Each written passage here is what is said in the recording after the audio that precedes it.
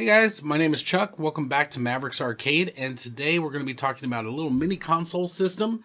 Looks like an NES, but it's not. It's going to be a Raspberry Pi.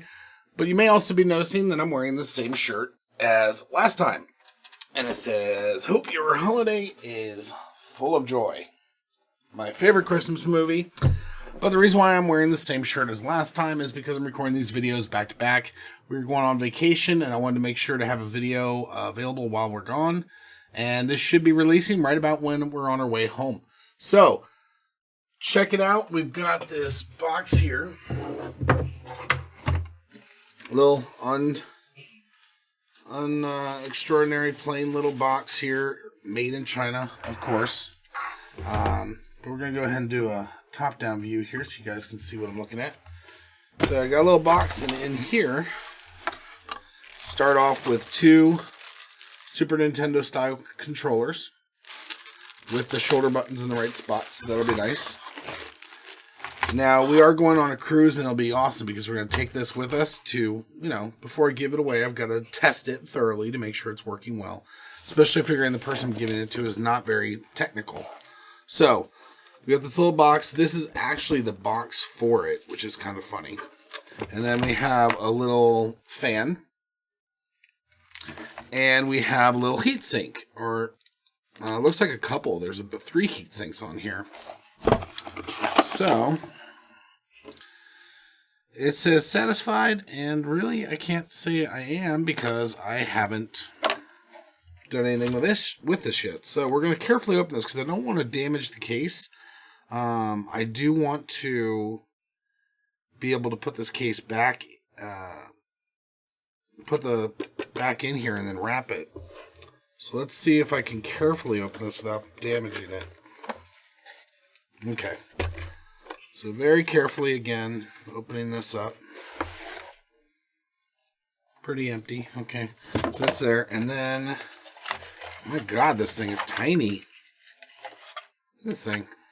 So cute. Like very tiny.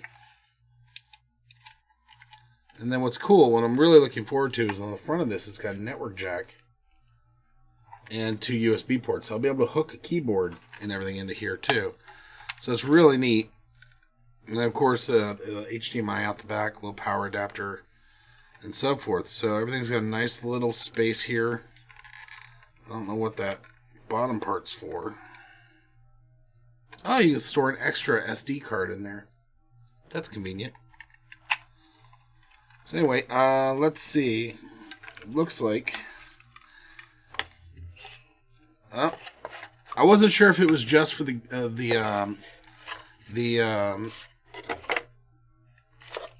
GPI case, but it does look like this one comes with a little baby screwdriver as well. So... I can now understand why the other guy they showed that was building a bunch of these said he's got quite a collection going. So, we have the screwdriver. Now again, this whole kit does not come with the Raspberry. You have to, there are kits that you can buy that have everything you need included, but this is just for the controllers and the case. I already had a couple of Raspberries sitting by on standby. So, let's grab that one. And this is the one I was intending to use. So I had bought this kit just because I didn't want to bother with anything, with any of the other stuff. So what we're going to do though first is we are going to, here's a power adapter. We're going to need that. We are going to need the Raspberry. We do not need this because I am not using the card that came with it. This is the card that came with it. I'm in the case. Case I'm going to use on another project I have in the back. So again, we've got this little Raspberry here. We've got the top part of the case here. And we've got this power cord. Now what's nice is in this box there appears to be this little instruction here. It says, please remove the SD card before installing the Pi. Okay. Good instruction, good instruction. So we're going to throw that over there. Now the key is, I should have a really high capacity card here. Yep, I got a 128 gig card here because I am going to make sure this sucker is loaded. All kinds of stuff when I go to actually give it away. But first we're going to finish building this thing. And as far as the install instructions, as far as actually installing the OS and everything like that, the Recalbox, if you just watch the Game Boy install the Recalbox or the RetroPie, the instructions are going to be the same. You go to the website, you download the version. The only difference is for Recalbox, instead of downloading the version for the RetroPie 0 or the 1, we'll be downloading it for the 3. And again, otherwise the instructions are going to be the same for RetroPie or Recalbox, so we don't need to cover that again here. But I will have a review video after vacation as far as my thoughts on RetroPie on the Game Boy, Recalbox on the Game Boy style, and then compared to the RetroPie 3 with this Super Nintendo style. So, we're just going to assemble the hardware in this video, and let's see here. So we have the RetroPie 3, which is in this little box right here. And we are going to just open this up willy-nilly. And what we want to do is, it looks like it's telling us to just go ahead and connect these off the bat. Let's see, so yeah, it's telling us right off the bat to connect these. Now we're going to want to use the bottom port.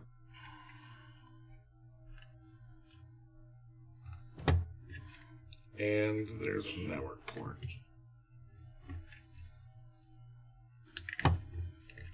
And then we have this little pin adapter here, which I'm not sure exactly where that's going to go. I'm not sure what that would be for, but let's see. Oh, it's going to be on the first set of pins for that. So yes, on the Raspberry Pi 3. So it's saying connecting these. And then on the missing pin is on the inner side. So when I look here, I can see there's one missing pin right here. And according to this diagram, that missing pin is going to be the one that's facing inside towards the board. So basically, once we've got this lined up, I'm going to get that cord out of the way for now. We're going to tilt this down so it's pointing towards the holes on the case. And then you can see all the little holes are lining up here. We're taking this, and the empty pin is towards the middle of the case on this, like pointing on this side. And we're just putting those pins straight down on here.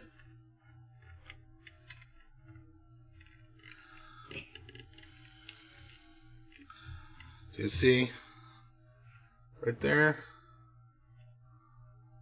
it's so that empty pin is coming in towards this side of the case, and it's on this edge of the row of pins. Every time I see that, I think of IDE hard drives. Alright, so it's 1 and 2. Now, are they going to show us? Yes. So there is then the safe shutdown scripts, which I imagine we'll have to run for RetroPie, but probably for, I'm imagining for the other system it'll already be there. And we'll test that before I go, though. But we're looking here, we have so what it's saying we should have is on this block up here, it was saying we should have a switch. And we do. The switch is located right there between the two circuit boards. So right there. And by default, it's off. We're going to want that on. We're going to want to turn that on because we like safe shit scripts. So I use my little screwdriver and I flipped it over to the on position. And now we have, in this whole pod, we have 6 of these little white screws. And it's saying that those are what we're using right now to secure this board down.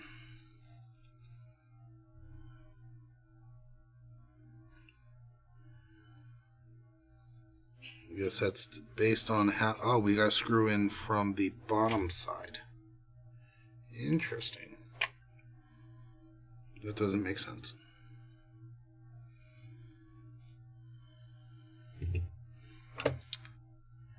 So what's going to happen is when we put this top on the case, we're going to be screwing from the bottom side into there. So it looks like we're going to open up this and make sure that they line up,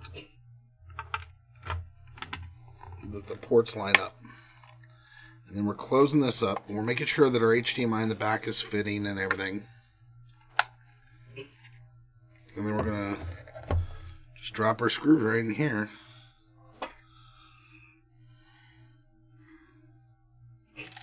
One. And then we're just dropping them straight down. Oh. Making myself a little mess there. Before we do that though, this thing did not tell us, so we're going to have to kind of guess at it, about where. There's a couple of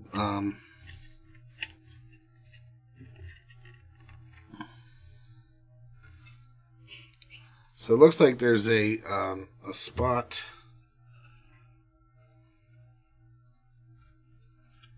right here where this fan would be able to fit, I think. See, they did not explain that part to us.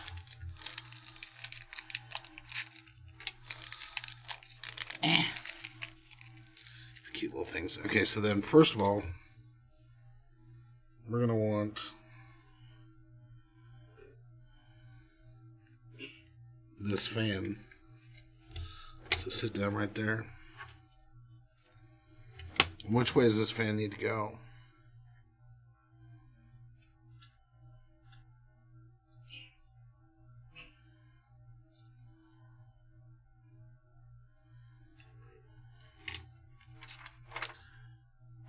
Does not appear to show it here. So I'm guessing the fans were added just to be nice.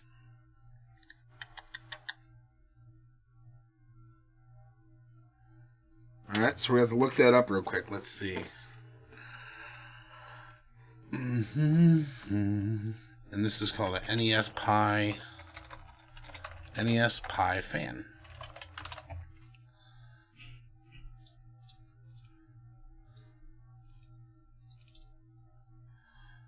So let me see.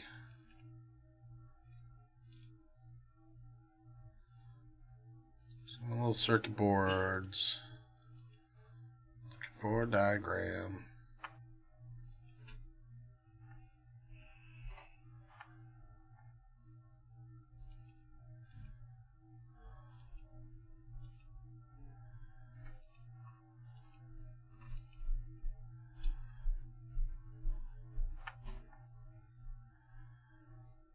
Okay, so the fan definitely needs to be the circuit facing down.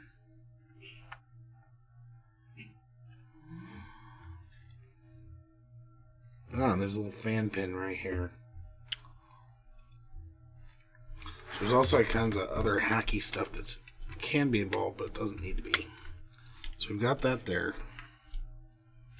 And then this is the little thing that came with the fan. There's 4 screws, however, there's only 3 viable holes on this. So we're going to do one there.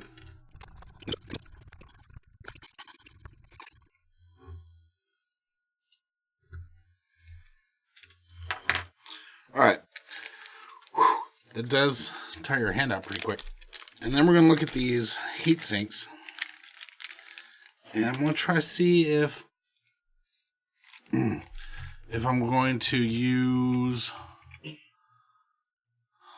what I want to do. So I got my big processor. This is this big boy right here. I'm going to do this one for that. The little heatsink with the fins on it. So we're going to plug that right down on top of there. And put our trash right there. We're going to make sure it's stuck. Now, here's the thing. Okay,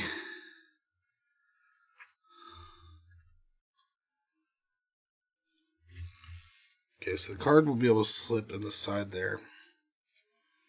The thing is, I don't know. Yeah, that's another chip there. So if I have an extra heatsink, right? Why not use it? Anywhere where I can find some other things to cool down. There's another chip there. Screw it. Let's go ahead and throw another heatsink on it.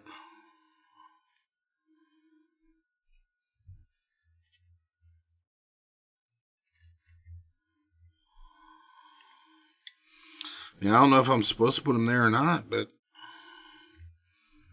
if I have them, I might as well not waste them, right?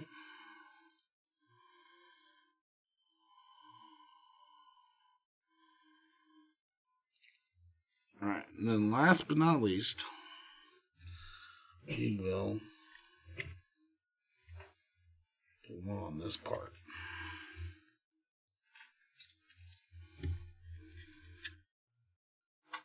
Now, that should run pretty cool. So we're going to take this little fan header. I'm going to drop it on there. And it says my positive side is there. So I'm going to line that up. And that's on there. So I got a fan. I got heat sinks. I got these connectors in there. The board's ready. I'm going to open this up and make sure I line it up right. And then all the little screws are on there.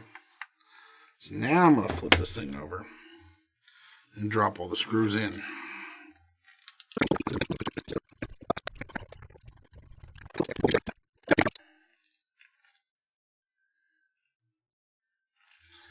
Alright, so now that we've got the device assembled, we're going to go grab the... God damn it, Gabby.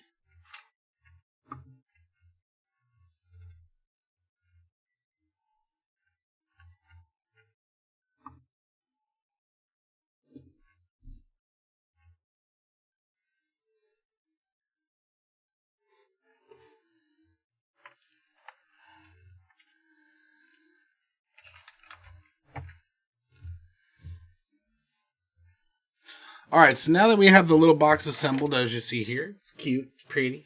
We're going to go get a version of the Recalbox. So again, we go to www.recalbox.com.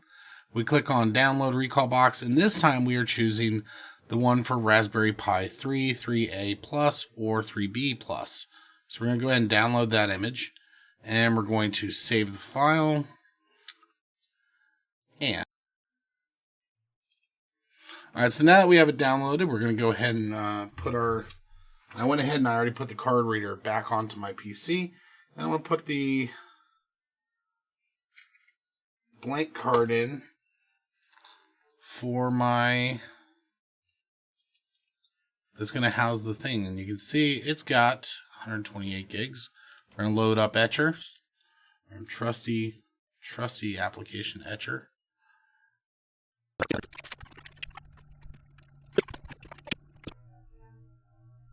Alright, so we're done flashing the device, and now we're just going to put the card into the device and check it out. So one moment. Let's close that and close that. And we are going to go back to our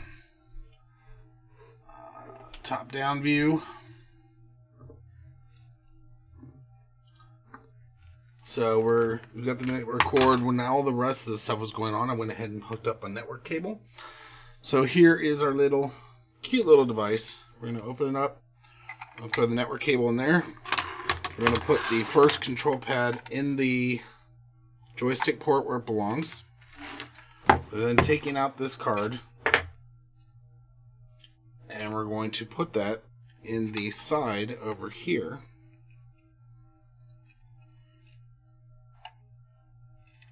And it just kind of sits in there. And then, let's see, we've got network, we've got this, we need the HDMI, and then we need the power. So, we're going to disconnect that, put the HDMI right in the back of here. And we're going to take our power cord and throw it up in here. Now, let's see.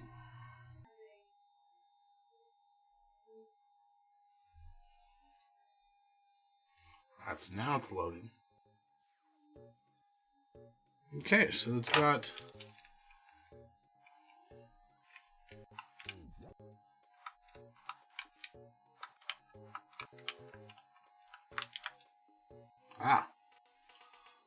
hold the A button. Up, down, left, right. A, B, X, Y. Start, select.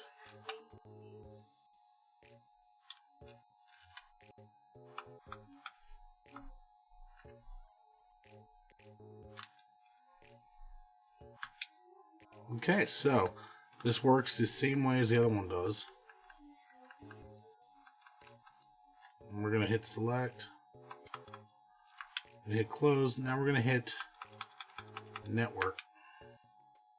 And we can see it's got network connectivity.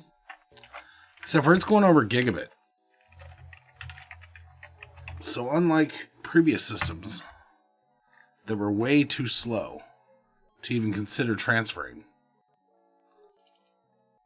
this is way faster.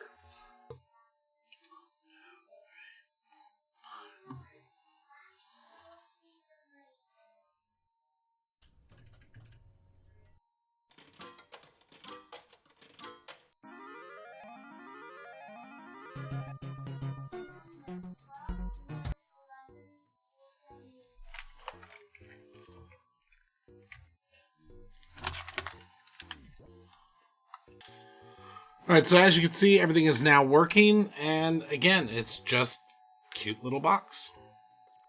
So,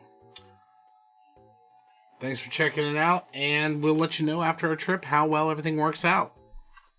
Until then, we'll see you next time.